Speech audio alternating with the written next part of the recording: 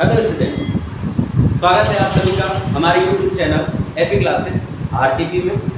तो स्टूडेंट, आज हम आपके लिए लेकर आए हैं एक बहुत ही बेहतरीन लेसन जिसका नाम है जेनेटिक्स अनुवांशिकी, जिसके माध्यम से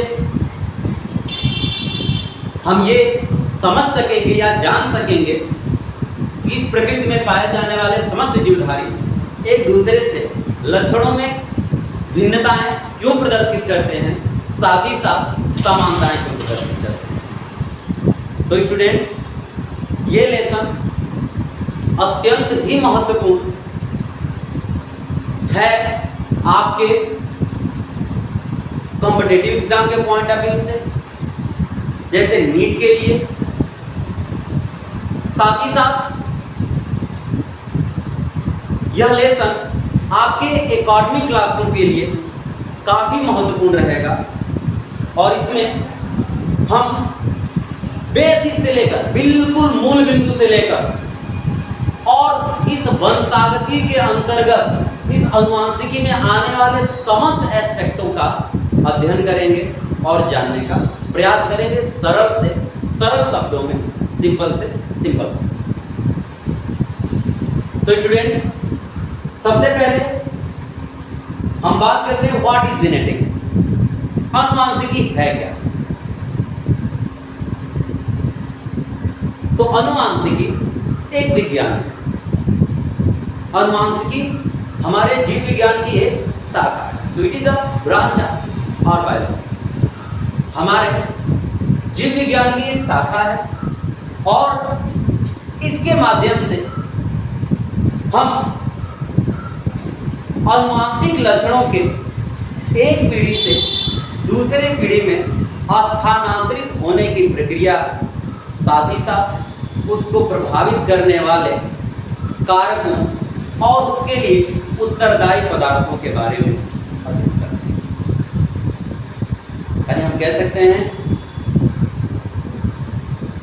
genetics is a branch of science in which we studied about the process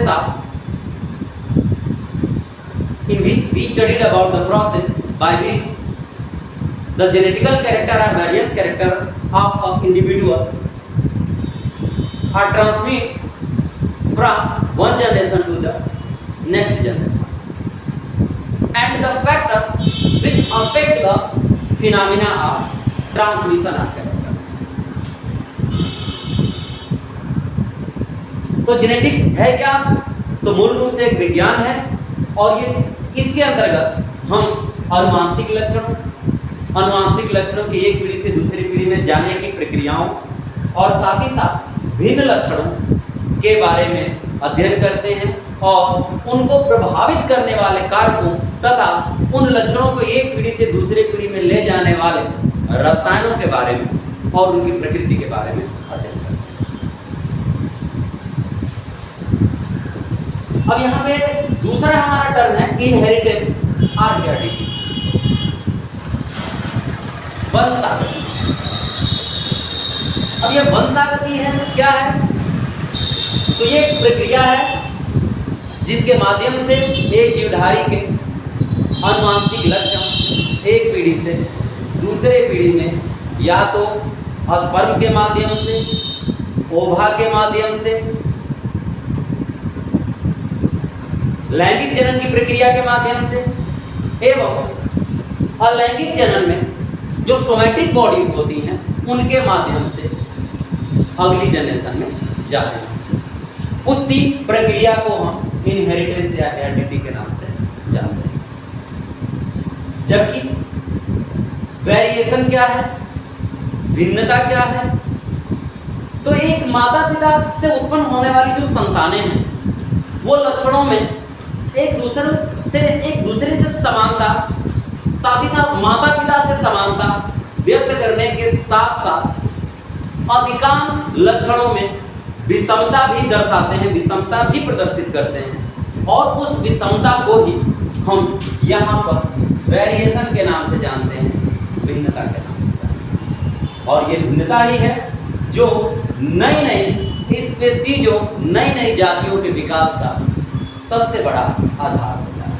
लेकिन ये वेरिएशन आता कैसे है, तो इसके भी बारे में हमको जानकारी जेनेटिक्स में ही प्राप्त होगी।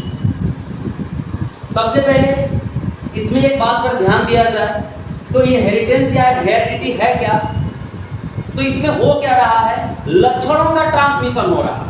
कैसे लक्षणों का ट्रांसमिशन हो रहा है, अनुवांशिक लक्षणों और भिन्न लक्षणों का ट्रांसमिशन हो रहा है। तो सबसे पहले तो यहाँ पे जरूरी है कि अनुवांशिक लक्षण किसको कहते हैं, भिन्न लक्षण किसको कहते हैं, इसके बारे में जानकारी ली जाए। तो सबसे पहले यहाँ पे बात आती है लक्षण यानी कि कैरेक्टर। अब ये कैरेक्टर या लक्षण है क्या, कैसे डिफाइन करिएगा आप, तो सिंपली हम इसको कह सकते हैं किसी पदार्थ या किसी जीवधारी द्वारा अपने पर्यावरण के प्रति दी जाने वाली जो प्रतिक्रिया है, अपने पर्यावरण के ऊपर डाला जाने वाला जो इफेक्ट है, जो प्रभाव है, उसको उसका कैरेक्टर, उसको उसका लक्षण है। यानी लक्षण है क्या, तो किसी जीवधारी द्वारा अपने वातावरण पर डाला गया प्रभाव या वातावरण के प्रति दी गई एक प्रतिक्रिया है।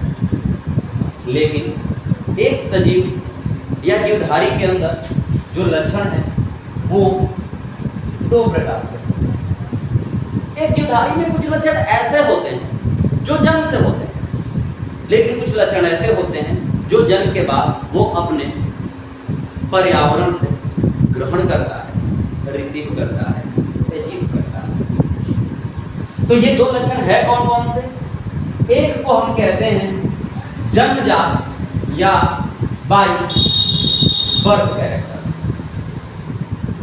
बाय बर्थ कैरेक्टर, जन्मजात लक्षण। लेकिन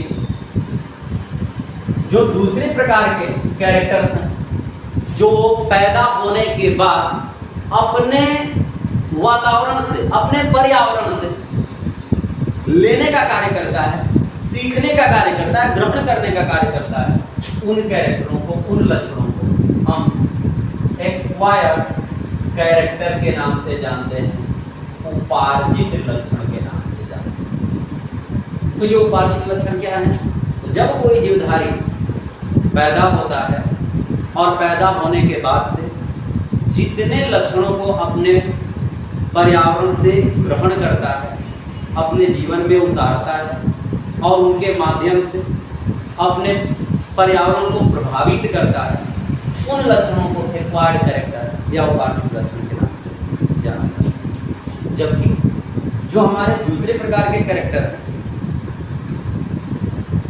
ये कैरेक्टर जन्म से ही हमको माता पिता से प्राप्त होता है। यानी एक जीवधारी के भी सभी लक्षण जो जन्म से उसको उसके माता पिता से प्राप्त होते हैं, उन लक्षणों को भी हम बाय बर्थ कैरेक्टर या जन्मजात लक्षण के नाम से जानते हैं।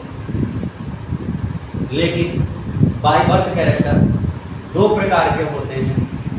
कुछ लक्षण, उस सजीव के लक्षण उसके माता पिता के बिल्कुल समान होते हैं, या उसके जनरेशन, जो पीछे की जनरेशन आ रही हैं, अलग अलग प्रकार की जो पीछे की पीढ़ियां हैं, उनके समान होते हैं, उनसे रिसेम्बलेंस क्रिएट करते हैं, समानता व्यक्त करते हैं।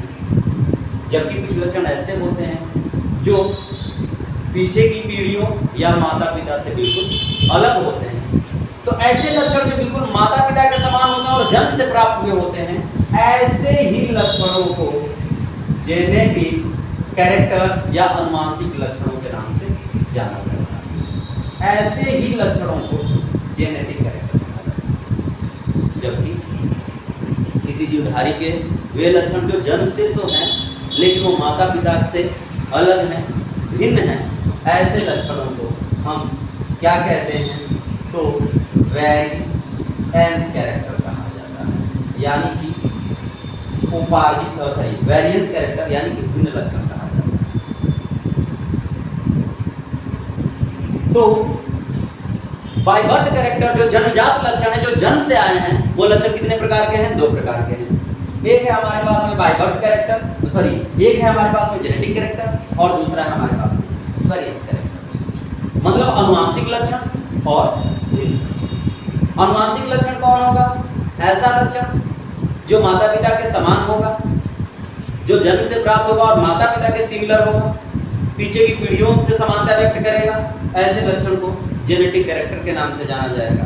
जबकि ऐसे लक्षण जो माता पिता से बिल्कुल अलग होगा,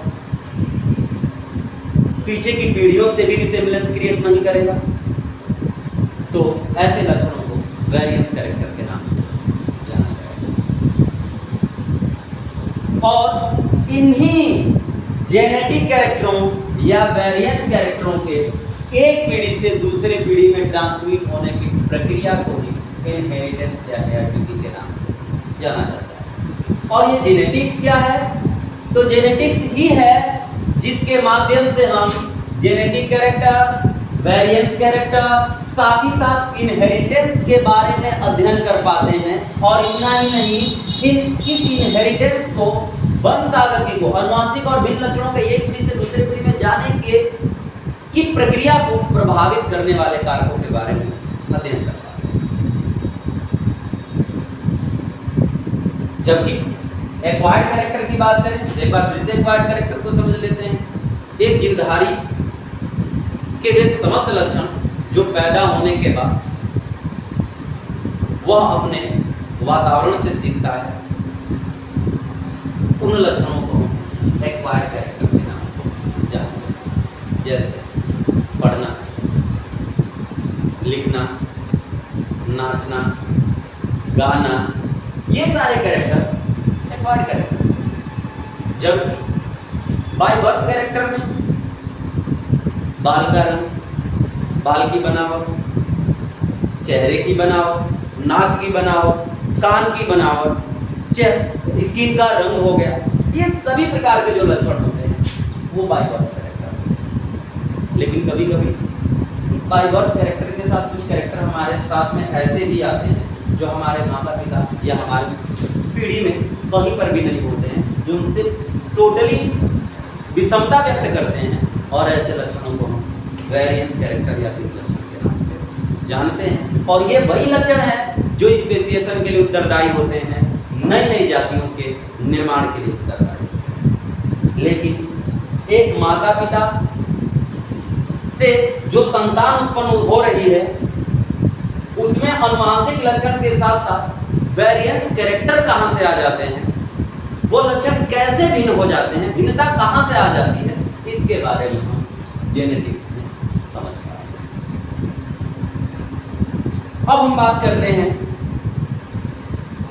इस जेनेटिक्स शब्द की और इस ब्रांच के जो फादर हैं उनके बारे में। तो जेनेटिक्स के पिता के तौर पर ग्रेगर जॉन मेंडल को जाना जाता है, क्योंकि वंशागति के बारे में कुछ महत्वपूर्ण प्रकार के नियम, साइंटिफिक नियम देने का कार्य सबसे पहले ग्रेगर जॉन मेंडल नाम के ही वैज्ञानिक ने किया था। इसलिए उनको फादर ऑफ जेनेटिक्स के नाम से जाना जाता है। साथ ही साथ जेनेटिक्स के बारे में कुछ और भी बातें हैं। जेनेटिक्स शब्द का अगर उपयोग देखा जाए तो बेटसन नाम के वैज्ञानिक ने किया है। जो अनुवांशिकी शब्द है, जेनेटिक्स शब्द है, वो बेटसन नाम के वैज्ञानिक ने किया है। और कितने सन में? तो बेटसन नाम के वैज्ञानिक ने 1906 ईस्वी में, कितने में? 1906 ईस्वी में एक शब्द जेनेटिक्स का उपयोग किया, जिसके माध्यम से हम अनुवांशिक लक्षणों, भिन्न लक्षणों के एक पीढ़ी से दूसरे पीढ़ी में जाने की प्रक्रिया, साथ ही साथ उनके प्रकारों को, उनके जाने की प्रक्रिया को प्रभावित करने वाले कारकों के बारे में अध्ययन कर पाते हैं। साथ ही साथ जो हमारी विज्ञान की शाखा, जीव विज्ञान की शाखा जेनेटिक्स है, वो सबसे मॉडर्न साइंस है। यह सबसे यंग साइंस है, इसके बारे में साइंटिस्टों को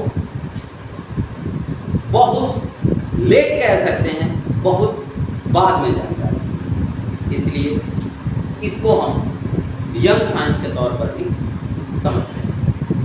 अब इसके विकास में, जेनेटिक्स के डेवलपमेंट में कौन कौन से साइंटिस्ट इन्वॉल्व हुए हैं, क्या कुछ थियरीज दी गई हैं, ये जेनेटिक्स कैसे आगे बढ़ी है, कैसे कैसे साइंटिस्ट ने किस किस प्रकार से इसको डिफाइन करने का प्रयास किया है, इन सारी बातों का अब हमको अध्ययन करना है।